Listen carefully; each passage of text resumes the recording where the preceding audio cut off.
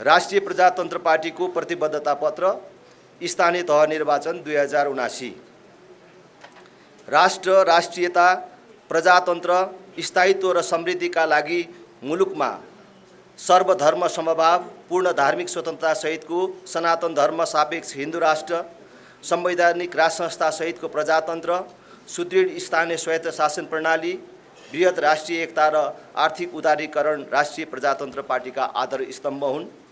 मुलुकको गौरवपूर्ण इतिहास, धर्म, संस्कृति, परम्पराको जगेर्ना गर्दै सबै हाम्रै जीवनकालमा सबल, समृद्ध र नवीन नेपाल निर्माण गर्न सम्भव छ भन्दै राष्ट्रिय प्रजातन्त्र पार्टी राष्ट्रिय राजनीतिको विकल्पसहित खडा भएको छ। परम्परागत रूपमा चलिआएका मूल्य मान्यतालाई निरन्तरता दिँदै सो मान्यतामा समयानुकूल सुधार गर्दै जाने विषयमा राप्रपा प्रतिबद्ध छ। राष्ट्रिय प्रजातन्त्र पार्टीले शिक्षा, स्वास्थ्य, कृषि, भौतिक पूर्वाधार विकास निर्माण लगायत स्थानीय साधन स्रोत परिचालन र रोजगारी सिर्जना लगायतका विषयलाई उच्च प्राथमिकता दिनेछ भने भ्रष्टाचारमा शून्य सहनशीलताको नीति अवलम्बन गर्नेछ।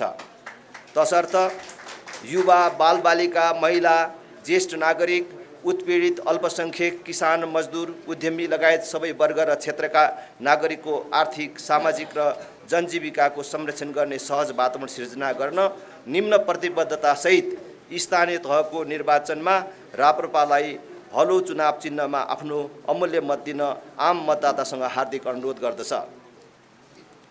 सुशासन, भ्रष्टाचार मुक्त स्थानीय तह, जनतालाई निष्पक्ष र छिटो छरितो सेवा, चुनाव जितेको 6 महिनाभित्र विपन्न परिवारको पहिचान गर्ने, 6 महिनाभित्र सबै स्थानीय ऐनहरूको निर्माण तथा परिमार्जन गर्ने। शिक्षा, 12 कक्षासम्म पूर्ण निशुल्क शिक्षा, सबै स्थानीय तहमा कम्तीमा 1 प्राविधिक धारको विद्यालय, सबै विद्यालयमा अनिवार्य कम्प्युटर शिक्षा, प्रारम्भिक बाल विकास शिक्षा र कार्यक्रमलाई गुणस्तरीय बनाउन प्राथमिकता, गरिबीको रेखामुनि रहेका वर्ग तथा अल्पसंख्यक समूहका न्यूनतम 1 जना प्रतिभाशाली विद्यार्थीलाई प्रत्येक वर्ष चिकित्सा शास्त्र र इन्जिनियरिङ तह अध्ययन गर्न छात्रवृत्ति, विद्यालयका छात्राहरूलाई निशुल्क सेनिटरी प्याड वितरण, विद्यालयमा छात्रा मैत्री वातावरण निर्माण, सबै विद्यालयमा छात्रा शौचालय अनिवार्य रूपमा निर्माण, विद्यालयमा लागु औषध दुर्व्यसन विरुद्ध नियमित रूपमा अभियान सञ्चालन, प्रत्येक विद्यालयमा स्वच्छ पिउने पानीको व्यवस्था, बेरोजगार तथा सिपविहीन युवाको लागि सिपमूलक तालिम केन्द्र स्थापना, प्राथमिक तहसम्म स्थानीय मातृभाषामा शिक्षा, फरक शारीरिक क्षमता भएका विद्यार्थीका लागि विशेष कक्षाको व्यवस्था।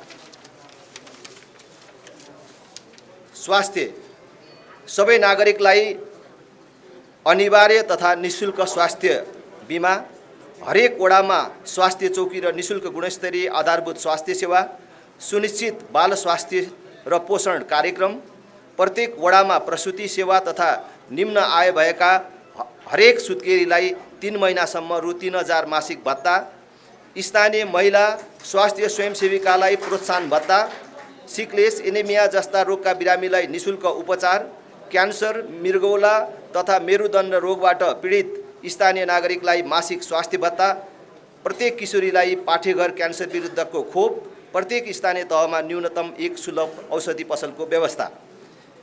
कृषि तथा पशु, कृषि उद्योगमा स्थानीय रोजगार प्रवर्धनलाई प्रथम प्राथमिकता, निर्यातमूलक कृषिजन्य उत्पादनमा प्राथमिकता, कृषि उत्पादनको सुरक्षित भण्डारणका लागि चिस्यान भण्डार, 1 वडा 1 उत्पादनको अवधारणालाई प्राथमिकता, कृषिजन्य वस्तुको बजार तथा उचित मूल्य सुनिश्चित गर्न, थोक तथा हाट बजारको विस्तार र व्यवस्थापन, स्थलगत निरीक्षणको आधारमा व्यावसायिक कृषि, पशुपन्छी, मत्स्य पालन लगायत अन्य कृषिजन्य व्यवसायमा अनुदान, कृषि सहकारी मार्फत उन्नत बिउ बिजनको उत्पादन, प्रवर्धन र वितरणमा प्रोत्साहन, किसानको उपज बेच्ने सहकारीलाई अनुदान, सामूहिक खेती गर्ने समूहलाई अनुदान, सहज र सुपथ मूल्यमा कृषि मल र आधुनिक कृषि औजारको लागि अनुदानको व्यवस्था, सामुदायिक रूपमा सतह, भूमिगत र लिफ्ट सिँचाइलाई उच्च प्राथमिकता र कृषि कार्यको विद्युत शुल्कमा अनुदान, किसानको खेतमा बिजुली, उब्जाउ जमिन बाँझो नरहने व्यवस्था, प्राकृतिक प्रकोप तथा जङ्गली जनावरबाट किसानको बाली नाली क्षति भएमा प्राविधिक निरीक्षण गरी क्षतिपूर्तिको व्यवस्था, कृषि तथा बाली बिमाको व्यवस्था, गाई भैँसी बाख्रामा कृत्रिम गर्भाधान सेवा पूर्ण रूपमा निःशुल्क, गाई भैँसीमा सुत्केरी भत्ताको व्यवस्था। खानेपानी, सबै घरधुरीमा 4 वर्षभित्र आधारभूत खानेपानी सेवा, तराईमा आर्सेनिक मुक्त सुरक्षित खानेपानी, उपभोक्ताको स्वामित्वमा खानेपानी योजना, एक घर एक धारा। कर व्यवस्था, स्थानीय करको दर परिमार्जन गरी 50% सम्म स्थानीय कर कटौती गरी न्यूनतम करको व्यवस्था गर्ने। रोजगारमूलक उद्योग स्थापना गर्नेलाई पूर्वाधार निर्माणमा सहयोग तथा 10 वर्षसम्म स्थानीय कर छुट। महिलाद्वारा सञ्चालित साना तथा लघु उद्योग व्यवसायमा 12 वर्षसम्म स्थानीय कर छुट। युवा तथा खेलकुद, सार्वजनिक निजी साझेदारीबाट युवा लक्षित उद्यम व्यवसाय प्रवर्धन। सामाजिक कुरीति, दुर्व्यसन, अन्धविश्वास, विभेद र असमानता विरुद्ध युवा परिचालन।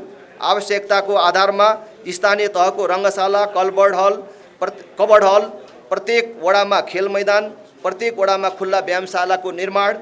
स्थानीय प्रतिभाशाली खेलाडी तथा प्रशिक्षकलाई उच्चस्तरीय प्रशिक्षण र प्रोत्साहन।